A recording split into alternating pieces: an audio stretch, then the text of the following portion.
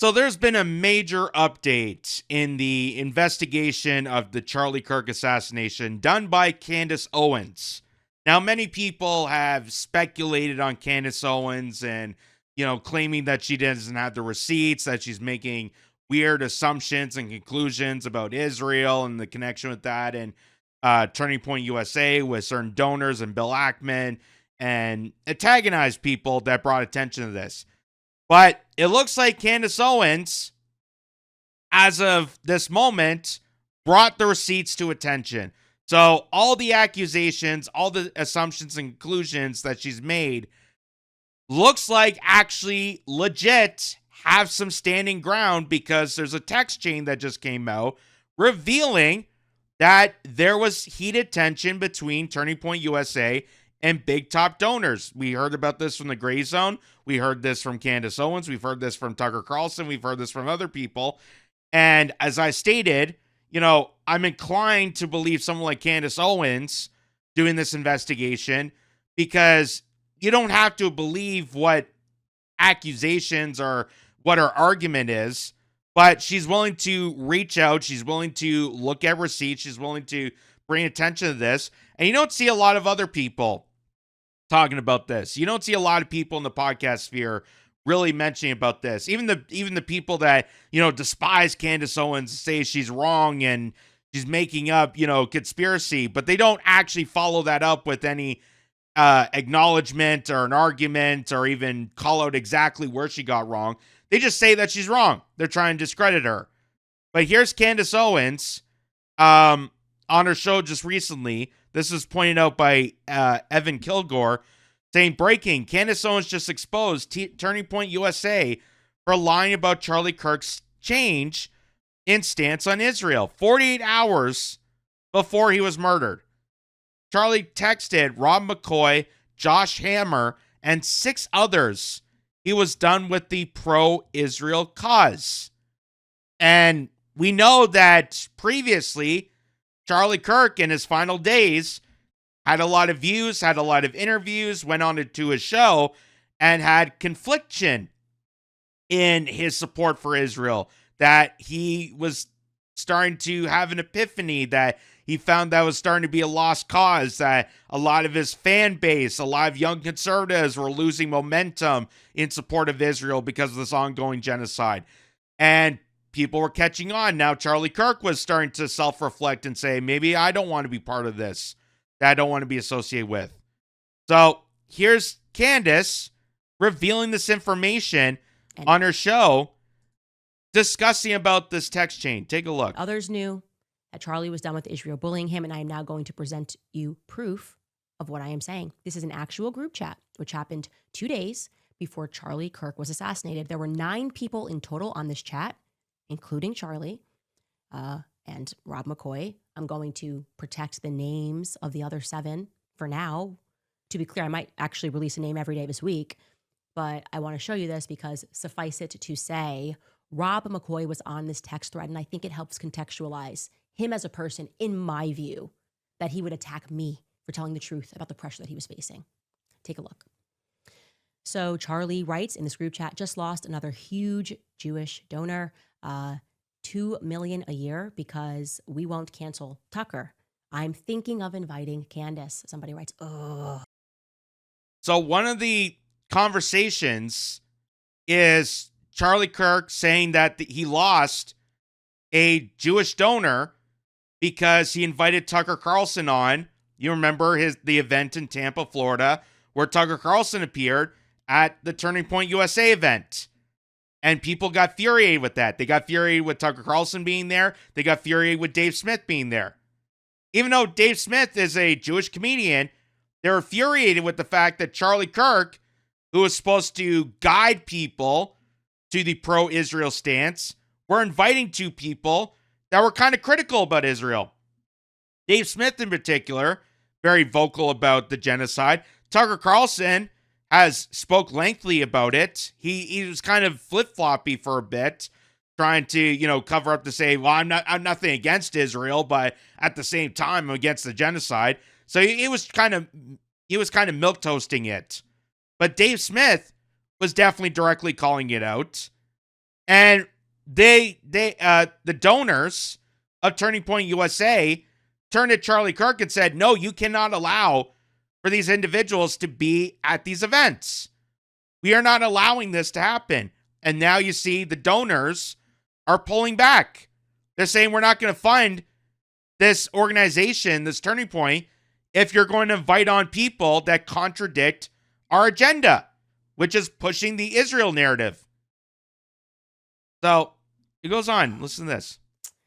Charlie writes, Jewish donors play into all of the stereotypes. I cannot and will not be bullied like this, leaving me no choice but to leave the pro-Israel cause. There, that's his own words. His own words. Jewish donors play into all the stereotypes. I cannot and will not be bullied like this, leaving me no choice but to leave the pro-Israel cause. That's his own words before he died. His own words. And yet you have every single person that claims to be a friend of his, a buddy of his, all the people that were staying silent and not coming to their own conclusions or investigating why their so-called friend got assassinated. It's funny how Candace Owens and Tucker Carlson and myself and Kim Iverson, Jimmy Dore, and very few individuals are willing to speculate and dive into who attacked Charlie Kirk. But none of the so-called friends will. Not the people at Turning Point USA, not the people at the Daily Wire, not that they would probably touch this. Not Steve Bannon. Not the Trump administration. They're trying to pin it on a left-wing lunatic who had a trans furry lover. That made absolutely no sense. It was completely fabricated. It was completely illogical, full with holes, and no one believed it. Not even the people that attended the memorial. We showed you that video. Steve Bannon commented that no one in attendance at the memorial believed Kash Patel and the FBI. So why is it only a few people that are screaming the loudest for answers for Charlie Kirk's death? And maybe it's because of this. And now you got his own words right there. He's leaving the pro-Israel cause.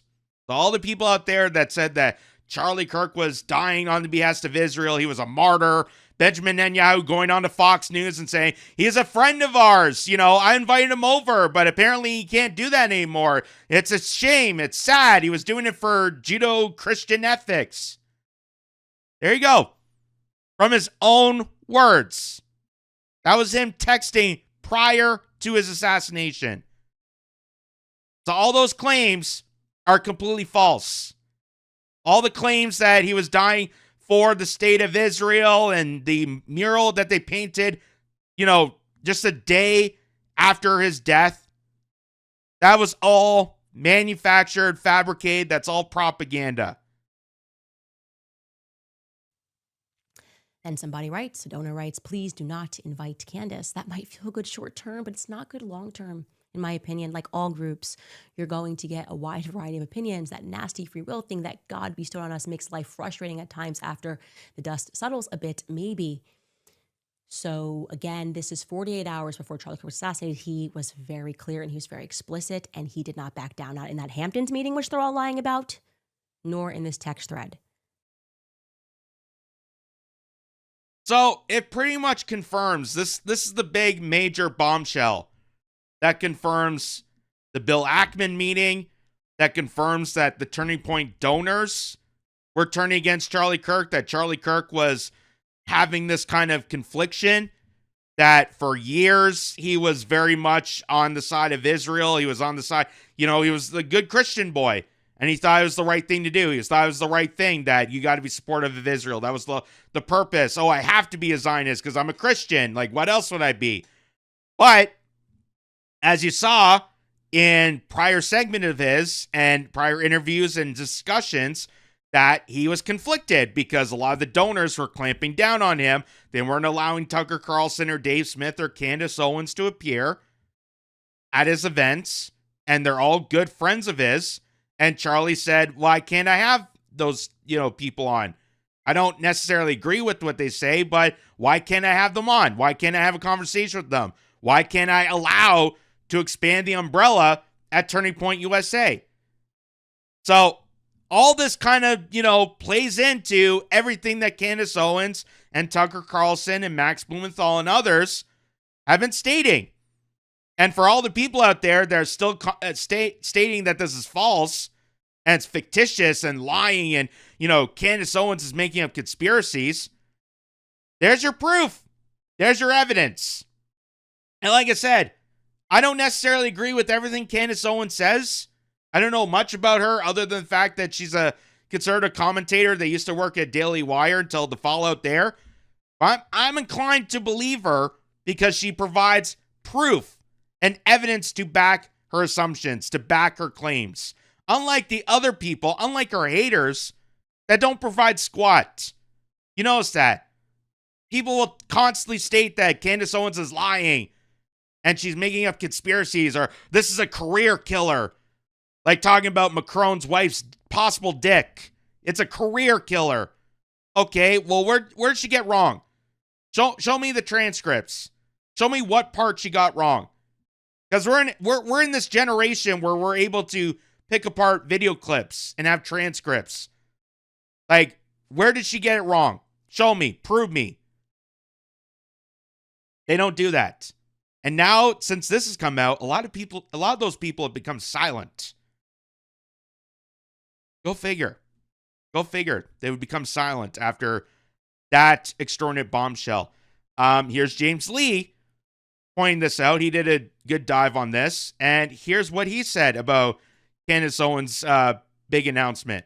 Wow, we now have actual proof that Charlie Kirk was indeed abandoning the pro-Israel cause right before he was assassinated. Charlie just lost another huge Jewish donor. $2 million a year because we won't cancel Tucker. I'm thinking about inviting Candace. Jewish donors play into all the stereotypes. I cannot and will not be bullied like this, leaving me no choice but to leave the pro-Israel cause. These texts were sent 48 hours before he died. Like, we all thought this was very weird. We just didn't have the proof. I mean, a mural of Charlie Kirk painted in one day in Tel Aviv? Come on. Also, is it not kind of weird that Erica Kirk and the rest of Turning Point USA has all moved on from this? Okay, Candace Owens is the only person. I would say so. Especially for the widow's spouse. Now, some can make the argument that, well, Erica Kirk is, trying to be brave and trying to put on a bright face for the children because now she's a single mother and has to deal with the responsibility of not having a loved one, father, husband and whatnot. She's got to put on that brave face for the kids. Some people have made that argument. You can say that, but it is kind of weird. Especially when we saw at the memorial, Charlie Kirk's wife, Erica, at his memorial, Erica Kirk went on stage and said, "I forgive you," to the supposed suspect that we know is kind of fabricated. He was kind of a bit of a patsy for the CIA, the FBI, for the intelligence community. That even with the narrative that they provided us, that the FBI, Kash Patel, and so on provided us, that it wasn't lining up. We could see it. It was obvious that there was a lot of flaws to this investigation. And even people at the memorial knew about that. And Erica Kirk says, "I forgive you." And then just completely moves on. So you're telling me that no one believes the official story.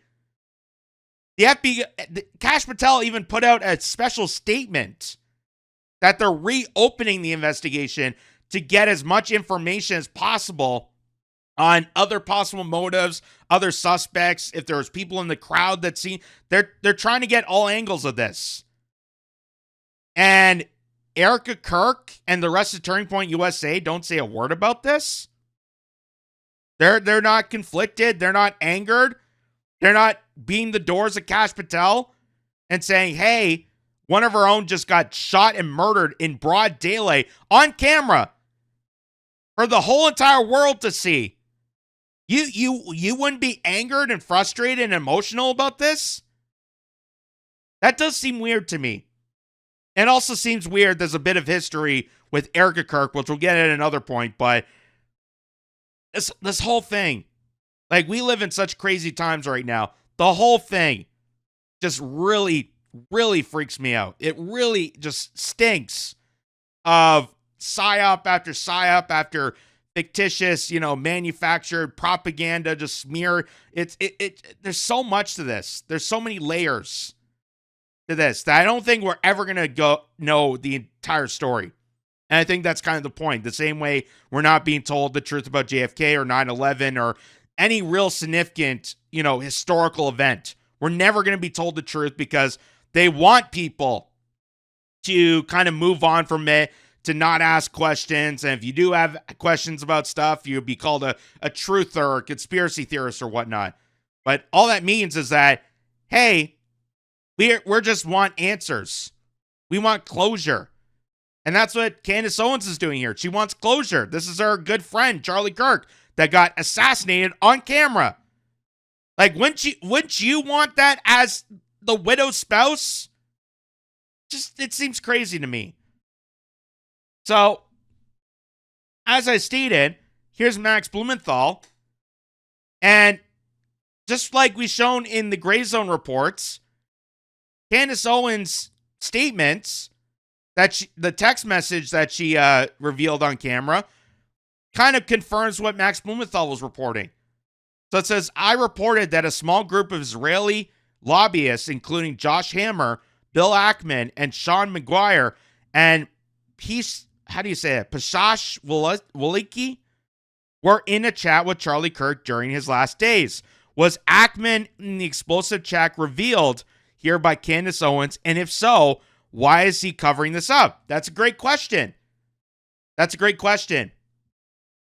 And more is to be revealed by Candace Owens. I think that she's trying to, prolong the information about who was on this text chain to try to keep it relevant as possible, because you know that we live in this cycle where if you release all the information, it could be buried within the day. So she's trying to prolong this as much as possible to keep this on in light. I think that's the intention there. But what Candace Owens is saying and what she's showing here confirms exactly what Max Blumenthal reported. That there was this small net group of donors that were infuriated at Charlie Kirk because Charlie Kirk was having this, epiphanal moment, was kind of conflicted in his views and his opinions on Israel, much like the younger generation that support him.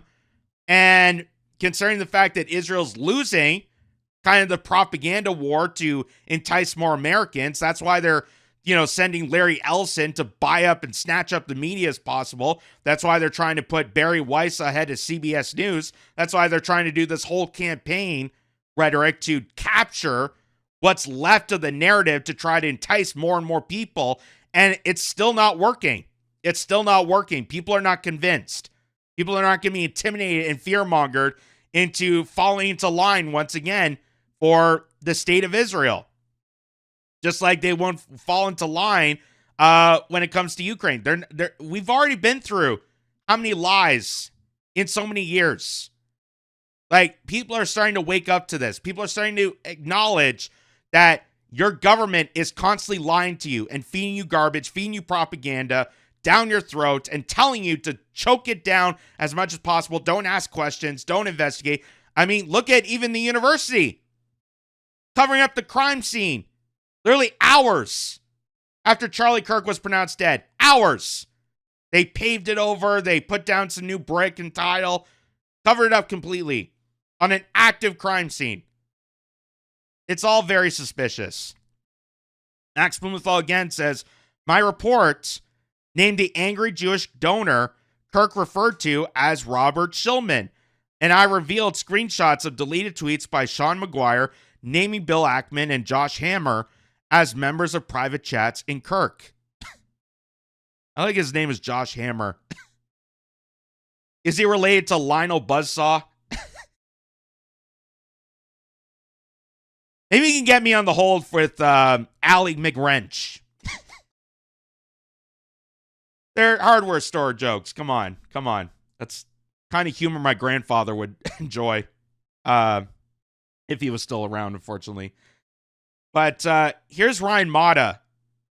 And this is another kind of independent investigator that's been looking into this and has done some research of his own. I give credit to people like this. Again, you don't have to agree with their assumptions or their conclusions, but you have to respect and admire people that are willing to reach out, research, investigate, try to dig for answers, and provide evidence for their arguments. They're not making wild accusations. They're not sending you on a wild goose chase like some people. He's actually thorough with this work. Same with Gen X girls. Same with other people that are very thorough with their work. And here's what he says about Candace Owens' big announcement. Let me break down this strategy in case you're getting gaslit by some propagandists from Israel that are paid by AIPAC, with your tax dollars. Let me break down the brilliance of this strategy that we've watched Candace play out over the last couple of weeks. So last week, Candace tells us that she's got intel that Charlie Kirk cut ties completely with Israel. It was 48 hours before his assassination. He contacted the top Jewish donors at Turning Point, and he said that he had no choice but to completely cut ties with Israel 100%. Turning Point was going to completely take a new angle. He was bringing Tucker to his event, and then he also wanted to bring Candace to that event. Now, people are complaining that she blocked out the names. Let me explain how brilliant this is. Number one, last week was brilliant because by Turning Point not responding, we all knew that Candace had it right. Because if they thought that she was lying in any way, shape, or form, you've seen all the relentless attacks about absolutely nothing. They fabricate shit and try to make it up like Candace is saying something, and they go and attack her. She put out that one, they didn't say shit, okay? Now let me show you these tweets. Okay, so you want to see, this is Charlie Kirk doubling down. This is how obviously pissed off he was. So this is in a group chat with a bunch of people. There's a rabbi in here, Charlie Kirk's fake pastor, Josh Hammer. That's who we know so far. So Charlie Kirk says, just lost another huge Jewish donor, $2 million a year because we won't cancel Tucker. And he goes, I'm thinking of inviting Candace. And this person goes, ugh. Charlie Kirk goes, Jewish donors play into all of the stereotypes. I cannot and I will not be bullied like this, leaving me no choice but to leave the pro-Israel cause. Boom. He's telling them right here. He's done. Done with Israel, done with their shit. And then this person, grayed out name, goes, please don't invite Candace. That might feel like good short term, but it's not good long term, in my opinion. Like all groups, you're going to get a wide variety of opinions. That's the nasty free will thing that God bestowed upon us to make life frustrating at times. After the dust settles a bit, maybe. So look at this. This is such a crazy shit. Okay. This is brilliant because now they know who they are, right? But we don't. So now, while Candace sits on these names, it's going to be very interesting to see how these people respond. And it's their behavior that we're looking for. Something's not adding up. I don't know what it is, but Candace is constantly keeping pressure on the FBI. She's constantly keeping pressure on Turning Point. And when you keep pressure on organizations like this, what do? They make mistakes. And that's the name of the game. Candace is playing chess. Now, you guys might disagree with me. You guys might not like Candace. But so far, she's now brought the receipts. She's delivered on exactly what she claimed. And the thing you have to think about, like, if Candace were to be lying about this and she didn't have rock solid evidence, if she didn't have those receipts when she made those claims, and they would have called her bluff on that, that one claim right there would have been big enough to kind of blow and discredit everything that she's done. Charlie Kirk was her boy, and she seems to be the only one, and I mean the only one in conservative media. Where's Bannon? Bannon and Kirk were supposed to be boys like this. They came up together. And then what about Jack Posobiec? Where's Jack Posobiec? The Benny Johnsons. That's what I keep pointing out. Like, these guys, I'm not saying that they involved. I'm saying that they aren't doing shit, right? Which you might as well be abating and abetting the covering up of the Charlie Kirk assassination. It's really that simple. At this point, if you're not going hard, you're not questioning this narrative and the slop that our government's feeding us, shame on you. Like, you don't deserve any respect. You don't deserve for us to consume your content. You're just a grifter. You're just a paid influencer shill that benefits from being close to the president, and you don't want to burn any bridges because of the access that you're getting. Prove me wrong. He makes great points there. He makes absolutely great points there. I mean, where is Jack Posobiec? Where is Benny Johnson? Where is all these people that claim, this guy was so great and he was a friend of mine and, I loved all the work he's... If you care about this person, if you cared about Charlie Kirk and his family and, want answers, why aren't you investigating? Why aren't you calling for action? Why aren't you doing anything about it? Oh, because they're trying to hide something. or they're trying to pass away to focus on, less important information, but they're trying to rile up because they're grifters. And I know for specific people like Benny Johnson, if there's a, ICE raid happening in a metropolitan city, because he's definitely on board with that. Or if it's, Netflix and their woke agenda, I see people talking about, and Elon Musk, they'll be definitely on board with that. Because really, they're more focused on culture wars. They don't like to focus on, pinpointing the government, because a lot of them are in lockstep with the Trump administration. Benny Johnson is in lockstep with the Trump administration, for example. Jack Posobiec, Alex Jones. Mr. Conspiracy Theorist himself is very much lockstep with the establishment. That's why Alex Jones changes his position so frequently. He started off by saying there's something to question here, and then he goes on to say, yeah, I believe that the Kash Patel was right about the lefty lunatic and his furry boyfriend. We can't confirm, but I strongly believe that. Why? Why is that the case? You just said that you don't believe the official narrative. You have exposed the government lies before. So why all of a sudden you're believing this exact moment that Kash Patel is telling you the truth? Oh, because he's in lockstep with the establishment. He's bought out. He's a grifter. That's a lie these people are. They're grifters. They're empty vessels feeding you garbage. Same with the influencer culture, which is why I call it out, which is why I call it toxic. This influence, clickbait media sphere that we live in right now, where everyone's just becomes an empty vessel. You have no principles. You have no integrity, no guidance, nothing whatsoever. But as soon as someone cashes you a blank check and throws your name in something, oh, yes, I definitely support narrative A and narrative B. I don't know what it's about, but I'm definitely in support of it because I'm getting huge amounts of money for it. You're basically whoring yourself out. That's what it is. You're whoring yourself out. There's no other way to really say it. So, again, you can say what you want about Ryan Mata and Candace Owens and Tucker Carlson and Jimmy Dore or myself or Kim Iverson or whoever you're watching and thinking that, oh, they're making false claims or whatever. You can have your opinions, but note that they're actually doing genuine work. They're actually principled and have the integrity to investigate. We actually want to find answers. We actually want to find closure. We witnessed a gruesome murder on camera. People had the right to know what the hell happened. Just like people had the right to know about the Epstein files, because the Peter files, or the fans of the playground, as people would say, are still around us. There is still a network functioning as we speak. So people have the right to know exactly what criminal activity your tax dollars are trying to cover up. Everyone has that right to know, no matter who you are. So that was very interesting to highlight that. And you know who else is really highlighting this? Marjorie Taylor Greene. Because she retweeted that post, Evan Kilgore. She retweeted with hello. So this is getting a bit of mainstream attention from Marjorie Taylor Greene. And Marjorie Taylor Greene also retweeted Gen X Girl because she did a deep dive about how conservative influencers and the conservative right-wing political sphere in America is being captured by Israeli Mossad, billionaire donors. And that's going to cause a lot of mayhem in politics. That's going to cause a ruckus because Marjorie Taylor Greene retweeting this, as kind of the rest of the politicians are trying to, ignore Candace Owens. They're trying to cover it up. They're trying to, dismiss her.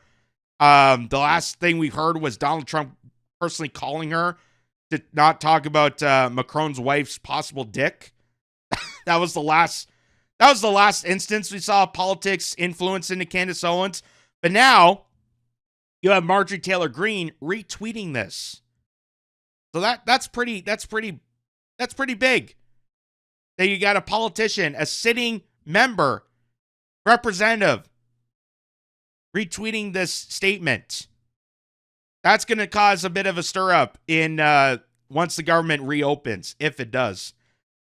And this is also kind of crazy because now that the word is out, now that people are aware of this, now that people have become silent because what are you going to do now?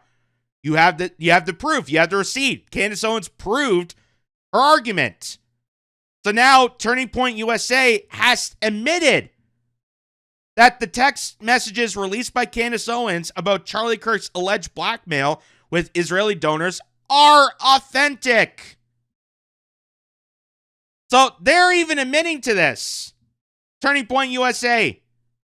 Because I'm sure there's going to be some Zionist, pro-Israel YouTube account or podcast or whatever trying to smear Candace Owens and say, no, that's not credible. You don't have any facts. You don't have any sources. Where that text chain came from. Well, there you go. Turning Point USA just validated what Candace Owens was saying. That text chain was indeed authentic. They also confirmed that Kirk wrote a letter to Benjamin Netanyahu warning him he was losing the public battle. Andrew Colvett, that's this guy here, who's now the, head or subhead of Turning Point USA. I think it was Due Dissidence that made the joke. This is like the Juan Guaido of Turning Point USA. I've heard someone say that. I think it was them. Anyway, I'll give credit to them if they did. Andrew Colvett added that Charlie Kirk was not someone who could be controlled. Well, it turns out Charlie Kirk was being controlled by the donors and pushing this agenda until Charlie Kirk had a realization, just like Candace Owens had a realization, just like a lot of people, just like Tucker Carlson.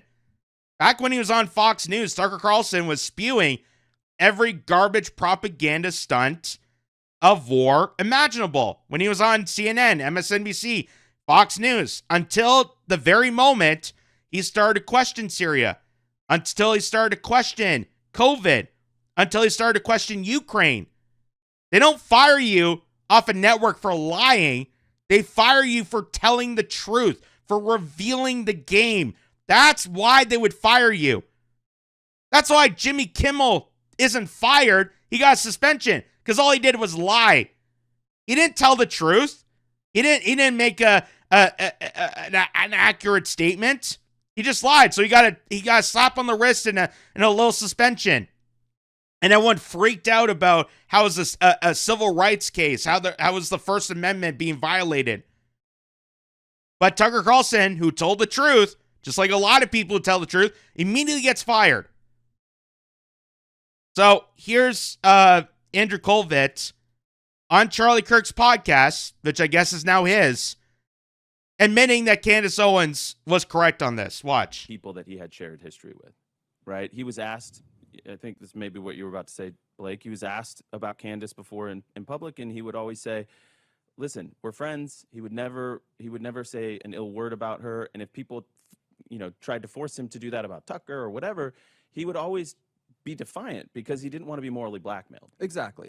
Charlie was loyal to people who had ever been friends to him, whether it was very old donors or just people who had worked with Turning Point. Yep. And as long as they were not attacking him, he would not air any dirty laundry or, frankly, any disagreements he had with people. He did disagree with Candace on the Israel issue. He disagreed with Tucker on the Israel issue.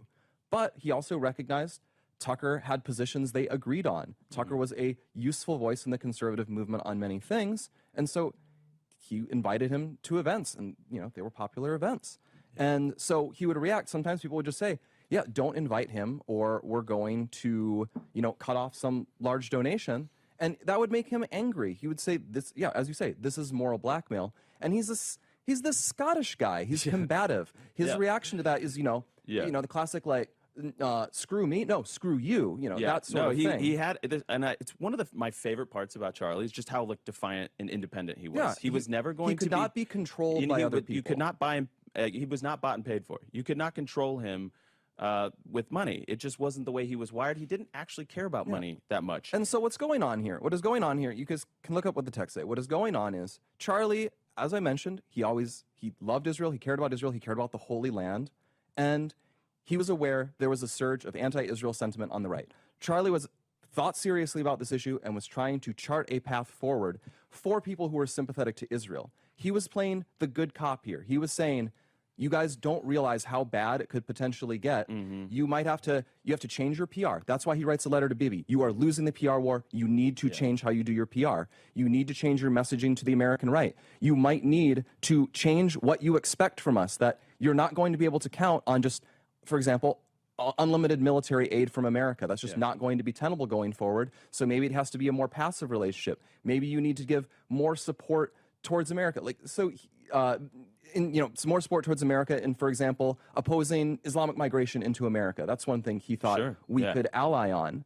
And he was trying to do all of this because he cared about the relationship and wanted to chart a way forward on it.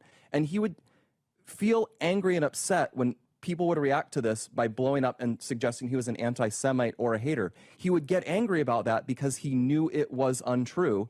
And then he would sometimes vent about this. He would vent about this to people who understood that, who were pro-Israel people who shared his view on that issue. Well, exactly. And just why I, didn't share this publicly, it was because this was a private message between Charlie and some people, some Jews and non-Jews, where he was, frustrated. He was frustrated. And that would have felt like a betrayal to my friend because he never said anything like that publicly in like a show, right? He said things with Meghan that were very, like we just played them. I went on Alex Clark's show and I felt like I did a faithful job of expressing what I believed his genuine feelings were. So that's what they state. And again, they're trying to still play the card of, well, Charlie Kirk was still the good cop, that he was still faithful to Israel, but, he wanted to have this, positive message to bring on Tucker Carlson, Dave Smith, Candace Owens, and bridge a conversation between them and not be called an anti. They're trying to, they don't want to reveal the truth of the matter. They don't want to reveal the fact that Charlie Kirk admitted in that text chain that he was done. He was done. He was not getting any headway with the donors. He was not getting headway with the pro-Israel or pro-Zionist crowds. And he was trying to bridge a network with people, because that's politics. You got to try and bridge out with people that you may disagree with on a certain subject, but you have commonalities with other things.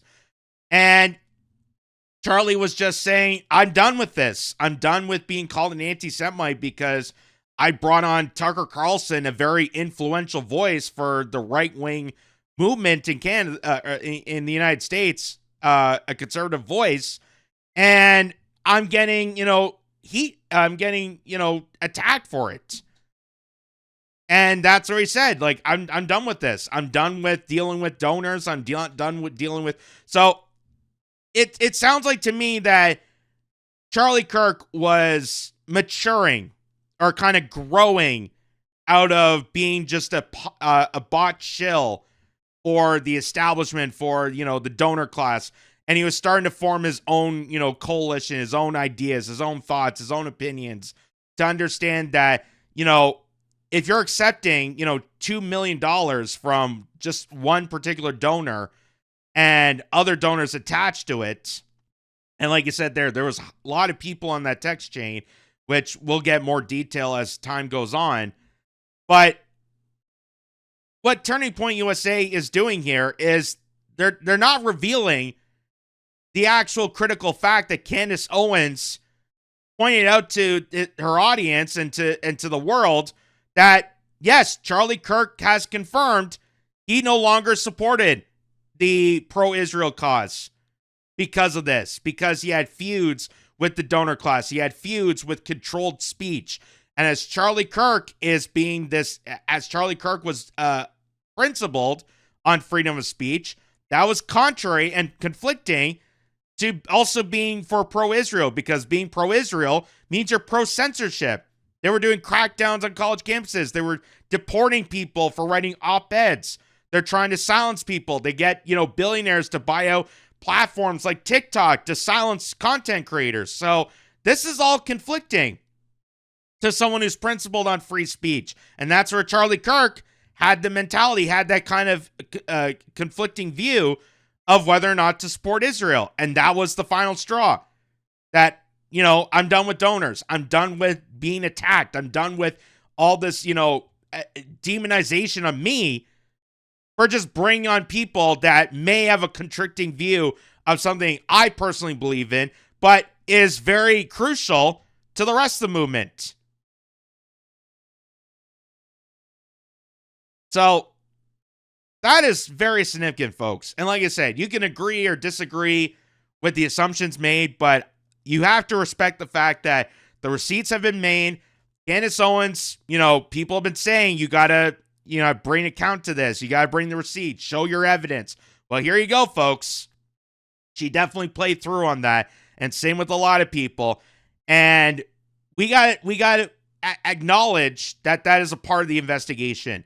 We don't know for sure if that's leading to a suspect or that's leading to possible motivation, but you have to include this in part of the conversation, in part of the investigation, because there is so much substantial, obvious evidence now leading in this direction that Max Blumenthal in his investigations had reported, Candace Owens is reporting, Ryan Mata has been reporting, Kim Iverson's been reporting, there's segments on Jimmy Dore. There's Due Dissidents also covering this. Myself, I'm trying to get into this. And we're just trying to find some evidence, some leadway into real accountability and real answers to this crisis. Because, again, the reason we want to find more answers to this is because of how gruesome it was to witness, especially for someone like me, because Charlie Kirk would have been 32 this month. I turned 30 this year. So we're roughly the same age. To witness one of your peers being shot on camera in that gruesome way and having this big cover-up it's almost insulting. It's almost insulting. And if something happens to me, which I gotta say, I have no intention of self-infliction. I had no intention of self-harm. And I have to put that out there because we live in such a free society. If God forbid something happens to me, I hope to God that it doesn't cover up into some shenanigan, that they're not going to manufacture some distinct, because we've seen it before. We've seen it numerous times before, that they make propaganda, they try to cover up, they smear people, they, demonize people for asking questions. We still don't know about the Seth Rich murder, for God's sakes. We still don't know about Vegas. We still don't know about a lot of things. And it just seems like this is another case where we witness something horrible and dealing with the trauma, dealing with the aftermath, and still we are not getting full evidence scale to this. But luckily, Candace Owens, Max Blumenthal, all the names I have listed, at least attempting to try to bring some evidence to this, to bring the conversation back, to actually hold people accountable. And it's still shocking to me that Turning Point USA and your wife, Erica Kirk, just moves on from it. It seems a bit eerie. Just seems a bit eerie in my taste. Again, you can make the argument that maybe Erica's, putting on a strong face for the children. Okay, that may be it. But you don't want to find out who exactly did this to your husband, to the father of your children. Like, it seems so crazy. But like I said, we live in crazy times.